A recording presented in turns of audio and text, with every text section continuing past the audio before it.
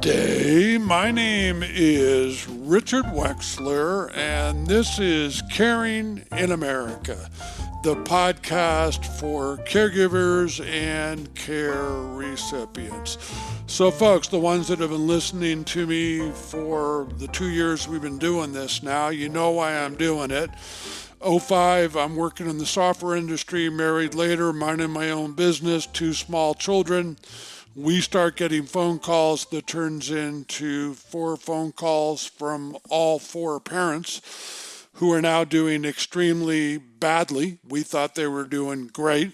So we start this new adventure called caregiving that lasts for 14 years until 2019 when the last parent passes at 96. Started the podcast, like I said, 2 years ago, educating all over the country about this crazy thing, aging and caring, and then launched our not-for-profit, A Plan to Age, in January of this year.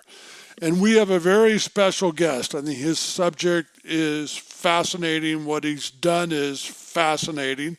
I'm going to introduce him via his bio. Ida Arnette is a professional speaker, mountaineering coach, Alzheimer's advocate, storyteller, and mountaineer. His acclaimed professional speaking brings a message of inspiration, hope, need, and urgency to corporate and non-corporate audiences. His consulting business, Summit Coach, helps aspiring climbers throughout the world achieve their goals, from climbing a Colorado 14er to Everest or even K2, through a personalized set of consulting products based on his 20 years of high altitude mountain experience and 30 years as a business executive. In 2007, he took early retirement from Hewlett-Packard to care for his mother, who had Alzheimer's disease. He has now become a well-known Alzheimer's advocate and spokesperson for Alzheimer's research, caregiver support, education, and awareness. And my numbers may be a little bit off, and Alan can correct them, but he's raised around $350,000 for Alzheimer's research. And he and I first met, and believe me, I remember the meeting, in Northern California 12 years ago at an Alzheimer's event. Are you there, sir? I am here, ready and present, sir. How are you today? Doing great. I'm in Colorado, and we just had a deluge of rain. First rain we've had almost all year long. So we're suffering from the same drought some people are anyway. What part of Colorado are you in? North of Denver in Fort Collins. Very good. Has the weather been nice before this rainstorm? It's been dry. I mean, we just haven't had any rain at all. It is, like everywhere else, it's unseasonably warm. And so I never complain about the rain in Fort Collins. We get about 15 inches of rain a year. So wow. It's really the high desert. Yeah. Where I am outside of Boise, we're very similar. Yeah. So let's start at the beginning. Yeah, we have a lot to talk about. Let's tell people who you are, your background, and why you got this crazy idea to start climbing. Well, so it all started, I was born and raised in Memphis, Tennessee. And every summer, my dad, he would load up the car with my mom, Ida, and my brother, Ken, and we would take a family vacation, leave on Father's Day. And so one year, we packed up the 1963 Chevrolet Impala, and we drove to Colorado, and we went to Estes Park, which is right at the gateway to Rocky Mountain National Park. And I remember, Richard, as a 12-year-old, looking up at the mountains, the Continental Divide, and especially Long's Peak. And that somehow or another, that just planted a seed in me that lay dormant for a number of years.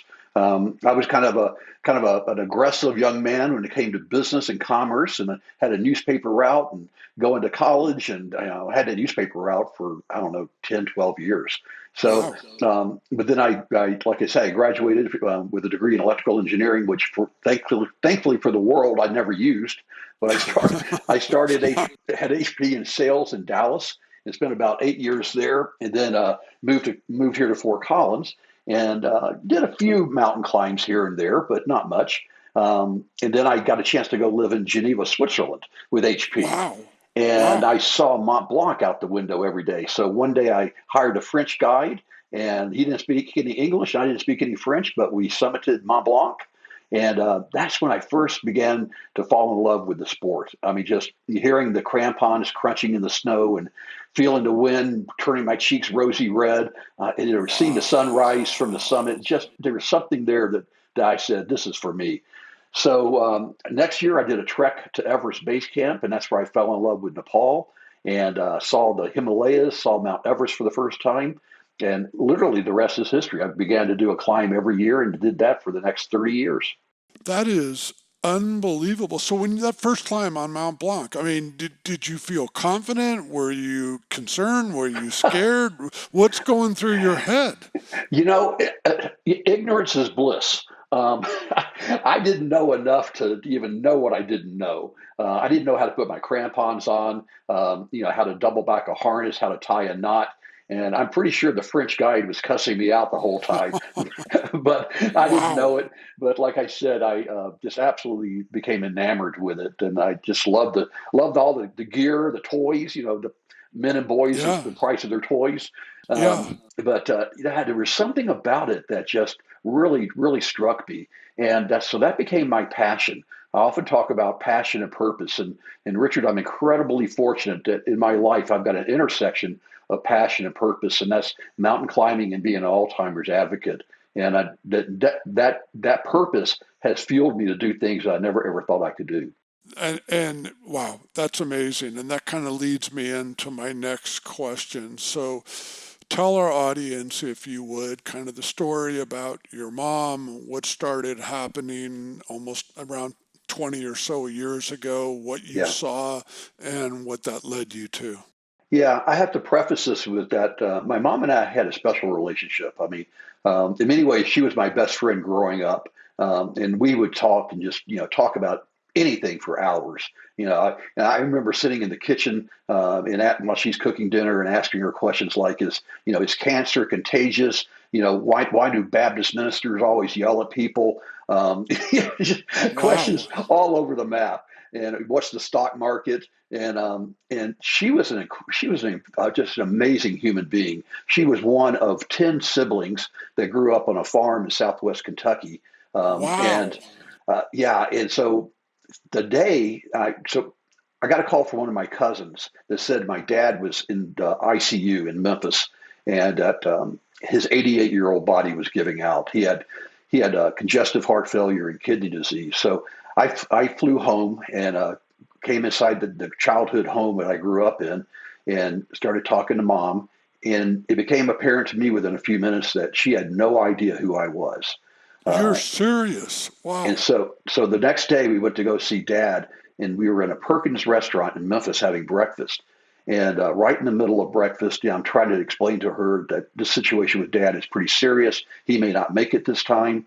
And she was drinking a cup of very hot coffee and steamed up her glasses all the time. I never understood how she could drink coffee that hot.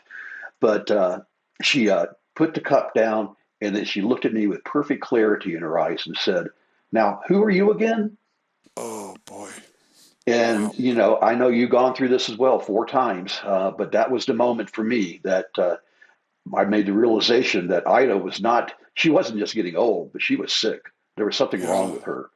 And so we went to go visit Dad, and she was like oblivious to what was going on, and I didn't understand what was happening. So a doctor came in to go check on Dad, and the same doctor, also was Mom's primary physician. So he came back on Dad, did kind of a perfunctory set of examinations, not much, and he turned around and walked out. So I walked out in the hall behind him, And I said, "Hey, what's wrong with Mom?" He goes, "Oh, she has Alzheimer's, and she's going to die from it. And there's nothing you can do." And he turned around and walked away. Seriously? That's what he said to you? Yep. And so I had never heard. And my father, James B. Arnette, was a administrator for a nursing home for 30 years. So I'd grown up in this healthcare environment, and their nursing home specialized in people that had incurable diseases or that they needed full time care, like they were paralyzed from the neck down, for example. But Sure. so I went home and got on the internet and I Googled Alzheimer's and found the Alzheimer's Association website and started reading about it. And the more I read, the more my heart just dropped. And, because there was no way to slow it, stop it, reverse it, cure it, prevent it. And we are pretty much in that same situation today. Now, we know a lot more, and we'll talk about that probably. We know a lot more, but um, it just became, I mean, my world pivoted and it changed in a heartbeat. So my brother and I discussed what our options were, and it was pretty clear that Mom she needed full time care. She could not live alone. And the other part of this is that I think most listeners will relate to that have gone through the same journey was that uh, my father hid it from us, and Mom was incapable of telling us what it was. So we were blindsided by this. So Kenny lived out on the West Coast, and I lived in Colorado, and Mom and Dad were in Memphis, and Dad soon passed. And it ended up that the same nursing home that my father had run, they accepted Mom to come and live there. And so it was a predecessor to today's memory care centers and assisted living and things, because this was back in 2006 or so. Wow. Approximately how old was your mom when this was happening at that time frame? She was in her 70s. Wow. And are you saying, and make sure I understand and our listeners understand, your dad kind of knew before your dad got really ill, he knew what was going on with mom? Not only did he know, but when I was cleaning out the house, he had a little shoebox that he kept by his chair and had all their medicines in it. And I found two bottles of prescription medicine for Mom. One was Aricept, and the other was Namdia. And those at that time, those were the two drugs used to treat the symptoms. And they were both empty, and they had expired like 6 months earlier. So he had failed to keep the drugs up. Now I'm not throwing my father under the bus. I love him dearly and miss him desperately, but I think that they feared losing their independence so much that the thought of Yeah. them losing their house and not being able to drive their cars was just too much for them. And I think that's Yeah. very common for that generation. I completely agree with all that I've seen personally and seen professionally. Do you have any idea I mean, going even further than you were saying, what your dad's thinking was and why he wanted to keep it from your brother and yourself? Well, I think he was fearful that we might insist that they move into an assisted living place or Yeah. have a full time caregiver come in and live with them. And my dad was he was on D-Day +2, a fiercely independent man, a very proud man, and loved his wife dearly, loved his boys, like nothing else on this planet. But I think he cherished his independence above everything else, and his pride. Wow. I'm sure you've heard that over the years from other folks. I've heard it from other folks. I mean, do I understand it? Yes, I understand it.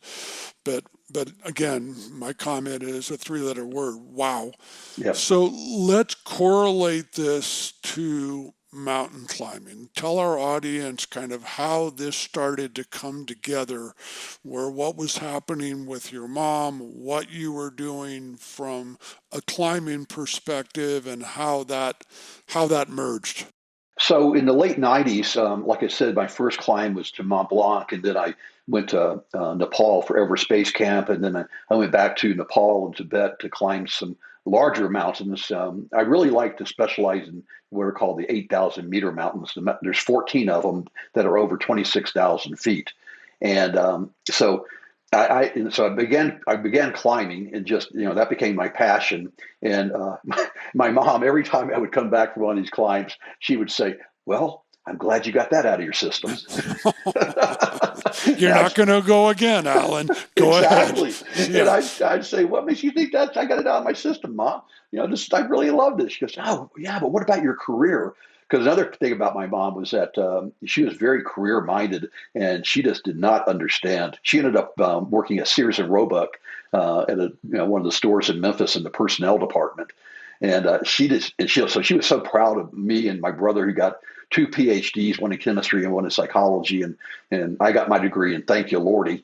And so, and she just did not understand how I would put my career at risk by, climbing mountains. But eventually she came around, and she took great joy when I would come back from a climb, be it in South America or going to Antarctica or wherever, and telling her all about it, because she had an insatiable curiosity. In the late 90s, I was climbing a lot. I was not very good, Richard. I was climbing for all the wrong reasons, and I committed the biggest sin that a climber can commit, and that's the sin of arrogance, where I underestimated my capability, my capacity to perform at altitude, and I overestimated the difficulty, or underestimated the difficulty of climbing a mountain. So that sure. Yeah, underestimating and overestimating was just that was a deadly combination. So, but I enjoyed the process, and I got to where I rationalized not summiting sometimes for just the enjoyment, the pure pleasure of being in the mountains, and being able to connect with parts of me that were inaccessible. Back in the normal 9 to 5 workday, working sure. for a big company like HP. But so then, probably around 2008 or so, maybe nine, because Ida passed away in 2009, August. I made a vow to her that I was not going to let the world forget Ida Arnette. And so I began to shift my climbing to honor my mom and to raise money for Alzheimer's nonprofits. And so I worked with multiple organizations, but primarily the Cure Alzheimer's Fund out of Boston. And what I liked about them was that 100% of the donations go directly to research, and all of their overhead is underwritten by four wealthy families that have all been touched by Alzheimer's. And so they are just a fantastic group of people. They've made some of the most significant breakthroughs. They pioneered modifying cells in a petri dish to be really have Alzheimer's. So now you can test drugs on these Alzheimer's cells and not have to do human clinical trials. So I just really admire that organization. I've worked with them since 2008, so going on a long time. And so in order to honor that vow that I'd made to my mom, um, I came up with this idea. This was around 2009, about the time that she passed, that I wanted to go climb the highest mountain on each one of the seven continents, the so-called seven summits. Wow. I wanted to do it in a year, which only a handful of professional mountain guides have ever done, not 53-year-old people like me. And I ended up Jeez, do, I that's ended up insane. doing I it. mean, I'm listening to this. I don't mean to interrupt you, but okay, yeah, that is insane. Go ahead. Go, Not, no, tell us that's the rest of the story. yeah. So that was my first major campaign to try to raise money and awareness, and we probably touched I don't know 100,000 people with that campaign over a year, and raised a significant amount of money. It's always hard for me to know how much money I've raised or influenced, because people will make donations and they'll do it in the name of somebody else, and I'll never know about it. So Sure, your guess is as good as mine on that. But sure. I know it's in the hundreds of thousands of dollars. But yeah, so I summited Mount Everest, and I always take a satellite phone with me, and I always take a picture of Ida, and have a picture of me on the summit of Everest holding up a picture of Ida. And I made a call back to my website. I have a blog that has a few million followers by now, and talked about being on the summit of Everest and how much I was indebted to all the people that helped me get there, including the Sherpa that I climbed with, Kami Sherpa, who has become a dear lifelong friend. And then a few years later, I went and summited K2 on my 58th birthday, and made that same telephone call and held up a picture of mom and celebrated once again.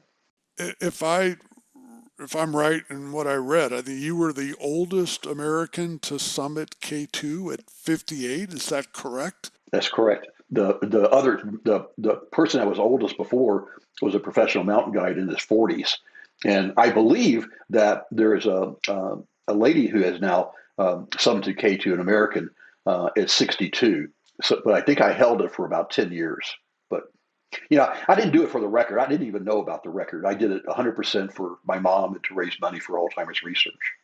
That is, that's amazing. So seven summits in 11 months in 2011. How much preparation? How long were the trips to get to each location? Well, I ended up doing, I go from home, fly to the gateway city, go climb the mountain to come home, and then repeat. And there's actually 7 summits for a weird reason, but nonetheless, they're in Antarctica, South America, North America, Europe, Asia, Australia, New Guinea, in Tanzania, Africa, and in Asia. And so I was gone for, I think, around 270 nights out of 322 days. It was a full-time job. That's all I did for a year. And I was gone from home. The longest was Everest, 2 months, and the shortest was probably Mount Elbrus in Russia, which was about 10 days. Unbelievable. Let's talk about the big mountain that everybody's a big word, but a lot of people know about, Everest. So what's the journey like to get to Everest? What's the base camp like? How long does this climb take? Fill my audience in, all that good stuff. Yeah, we could talk about this forever. So first off, the first time I attempted Everest was in 2002, and I made a ton of mistakes. And I often say that I never used the word failure because I think failure is when you try something really hard, you don't accomplish it, and you don't learn from it. That's what a failure is. And you could argue that my first attempt was a failure because I went back in 2003 and basically repeated many of the same mistakes. I didn't summit again. I got Wow. to around 27,500 feet, which was a good showing, but it wasn't a summit. So then I went back in 2008 and I got to the same place. And then I finally did summit in 2011 once I began climbing for a better reason than my own selfishness. But it's a whole process, and traditionally it's taken 8 weeks. This year, one of the things I do is I write for various magazines, and including my own blog where I cover Mount Everest. And so I'm covering it this season. And this year, there's a team that's going to try to do it in 1 week. Whoa. Yeah, and so they're doing some crazy stuff, which I personally think that it's all about enjoying the experience, and the journey is the destination. It's not the summit; it's the experience, and I thoroughly love the camaraderie of my teammates and sleeping on the ground, and being suffering and being uncomfortable. People often ask me, why do I climb? And it took me a long time to come up with a good answer for that. And the answer that I came up with many years ago was that by going through that suffering, when you climb Mount Everest, you suffer. I don't care who you are or how fit you are, you will suffer. Wow. And if you don't know what your why is, then you're going to turn around because it's just too easy to turn around and give up. And that's what I did Sure. the first 3 times. I focused on all the reasons why I couldn't do it. Whereas in the 4th time, I focused on the one reason I was going to do it, and that was Ida Arnette and Alzheimer's. So Wow. yeah, it's a whole journey, but I'm not sure how deep you want to go into this. No, it's so. Let's talk about a little bit about how fit you have to be to climb all these mountains, to climb Everest. What was your routine like? What were you doing from an exercise perspective? Well, I'll tell you what I did that didn't work, and that was running and going to an indoor gym and lifting weights and getting on a treadmill or a stationary bicycle. That's where I thought I was in better shape than I was. I got to the mountain and it just, thumped me upside the head. So when I decided to go do it, the 7 summits, what I'm so fortunate to live here in Colorado, where we have 58 mountains that are above 14,000 feet, that I would go climb one of these 14ers once a week, And then I would do Jeez. 2 other outings, gaining anywhere from 4 to 6,000 vertical feet with a 30-pound pack twice a week. So I stopped running because my knees are shot, and I didn't do any weightlifting, and all I did was real world mountain climbing, and that seemed to be the ticket for me. And that's what I did also for all the rest of them, K2 and the rest. With Everest, you go to Kathmandu, then you fly a little puddle jumper to a village called Lukla at about 9,000 feet. And then you take about a week to go from 9,000 feet to around 17,000 feet to Everest Base Camp. And you're trekking through what I think is one of those beautiful places in the entire planet, the Khumbu region of Mount Everest or Nepal. And it's north. It's just about 30 miles from Lukla to base camp. And base camp sits at the base of what's called the Khumbu Icefall, and that's a moving glacier of about 2,000 feet. And this is where a lot of people lose their life. They fall in crevasses. It's a moving glacier, but it doesn't move like a running river. It moves in spurts. And when it jerks, a lot of times there's these tall ice pinnacles, and they collapse. And if they fall on top of you, that's tons of frozen ice that will just crush you. In 2014, 16 Sherpas were killed in the ice fall. So you want to go through as fast as you possibly can, which is not very fast. But then you go to Camp 1 and Camp 2, which is a relatively flat area called the Western Khum, and now you're at 21,500 feet. And then you climb the side of Mount Lhotse, up the Lhotse face to Camp 3 at 7,000 meters or 23,000 feet.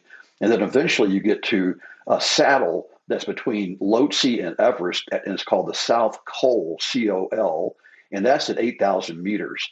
And that's where you launch your summit bid from. And you get up you leave about 10 o'clock at night, and we left about 11 at night, and we summited right at dawn, just as the sun was coming up. And the sun was casting the shadow of Mount Everest off into the west as it rose in the east over Bhutan. And we had a perfect night. It was just cloudless. It was about 20 degrees below zero. And every now and then the winds would gust to about 30 miles an hour. So it was cold. Yeah, I mean, so I was going to ask that what the temperature differential was between base camp and what it's like when you're getting to the summit. Yeah, base camp, when the sun is out towards the end of May, it can get into the 40s and 50s. And so now you're talking about 100 degrees lower. Wow. And what type of gear are you wearing to actually stay warm? Yeah, it's all about layers. So you have a base layer of merino wool, long underwear on the top, and then you've got some type of shell pant on underneath that. Sometimes not, and then a down suit. So this is a full blown suit that doesn't have tops and bottoms. It's a one-piece suit with a hood on it, and it has down goose feathers in it, and it keeps you warm. It's got the outer shell is some type of a Gore-Tex or coated nylon type of material, which is windproof, and actually you get hot in it. Seriously, in 30, 40 below. Yeah. Yeah, Wow. that's That's when you want the wind to blow. that is amazing. So I think I know the answer to the next question, but I want to ask you anyway. So was Everest your hardest climb, or is there another mountain that you would say was even harder for you? Well, you could argue that Everest was the hardest because I didn't make it on my first 3 times. But the word "hard" relative to mountaineering, I think it breaks into a couple of parts. One is the technical aspect of it. By technical, I mean using your hands and your feet to move your body higher across different types of terrain, whether it's a ice wall or a rock wall. And Everest has very little of that. You're basically walking upright 99% of the time. You are attached to a fixed rope, a rope that is tied into the mountain about every 100 meters, and you're clipped into that with a carabiner and a mechanical device called an ascender that has teeth on it. So if you fall backwards, the teeth dig into the rope and keeps you from falling. But I've got Sure. to say that the K2 was definitely the hardest of all. It's steeper than Everest. The weather is worse than on Everest. It has rockfall and avalanche, but the key thing is just so steep, it never relents. And we have to do some serious hands and feet rock climbing, 2,000 feet up, something called the Black Pyramid, which is between 23 and 24,000 feet. So you're climbing, on rock with crampons. It's very physical. You get incredibly fatigued. And I also developed a condition called pulmonary edema, where fluid built Wow. up in my lungs. And Wow. Richard, I didn't even know that was happening, but I began to crater as I left a high camp. But I was completely focused on summiting. And I did have a moment where I stopped, and I had to really collect myself, and I began to think about my why, and I thought about my mom, and I thought about all the people that were following me, and I believe I was able to tap into a level of universal love and get energy from an outside source that gave me the strength to keep going. So that was definitely That the is hardest. that is amazing. And 58 years old. Yeah, it's not. Yeah. Yeah. I said the word insane like 30 minutes ago. I think I may go ahead, Alan. Oh no, it's again, I never intended to set any kind of age record, but when I came back from I did Everest, and I did another 8,000-meter mountain in Nepal called Manaslu, and I did really well on that one. And the person I was climbing with, Phil Crampton, he came over to me at base camp after we had summited, and he says, "Well, Alan, you did really well here, but you know what? You're not getting any younger. And if you ever thought about K2, now's the time to do it."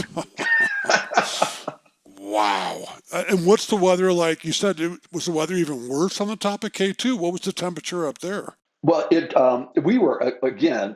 You know, I'm incredibly grateful for many, many things, and we had very good weather. It snowed the night before, but it was probably 10 to 20 to 30 degrees below 0 Fahrenheit, and a really light wind, clear skies. So that's where I became very, very hot and dehydrated on that mountain. Wow.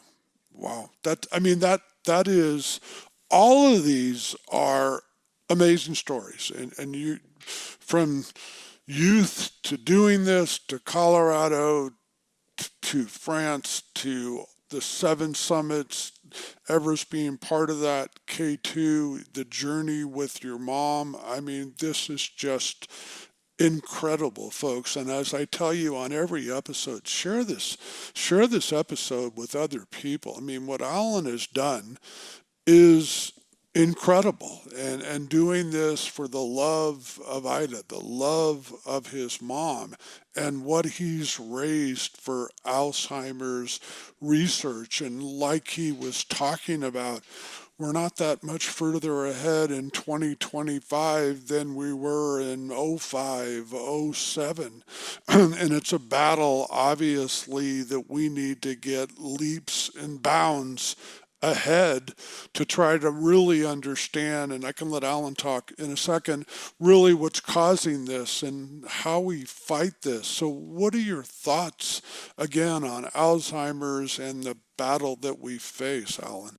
Yeah, one of the reasons, and you and I have so many things in common, Richard, but neither one of us want to see another family go through the journey that our families went through, with our parents, and that's one of my primary motivations. Back when I started all of this, back in the early 2000s, the National Institutes of Health had their funding for aging, including dementia and related diseases, was around $500,000 a year.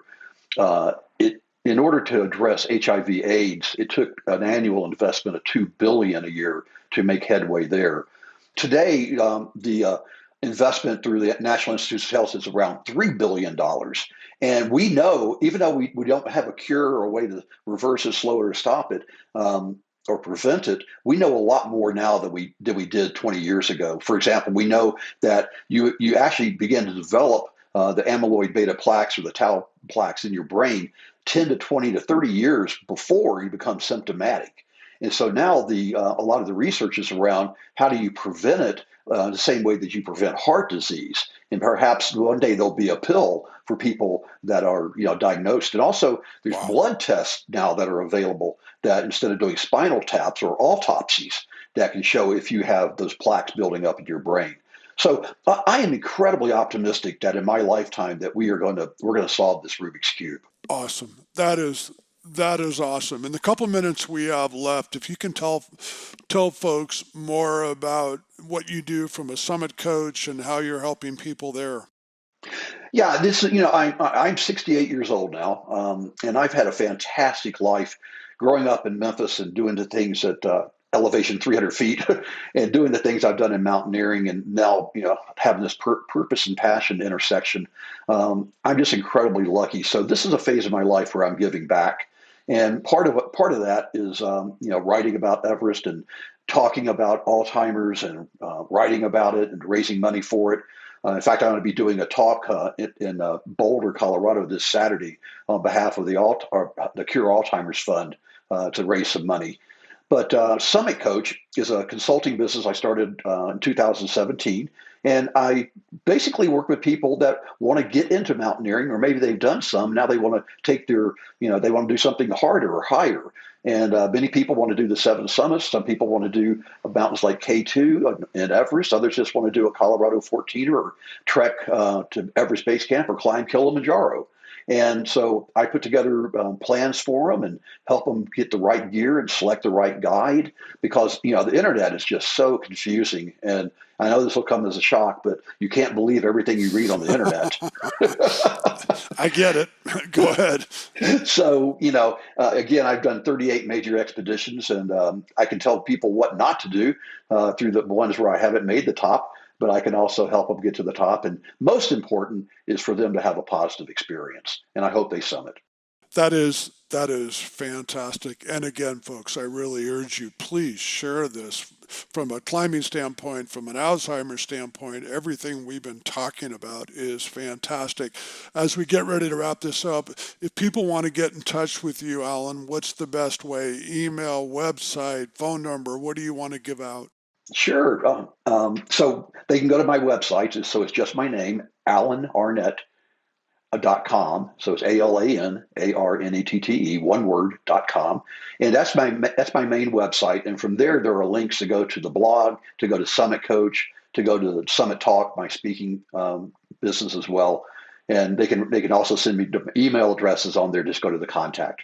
That is fantastic. So again, great episode, great conversation, folks. Enjoy this. Great talking with Alan. And as I say at the end of every episode, folks, until we talk again, have yourself an awesome day.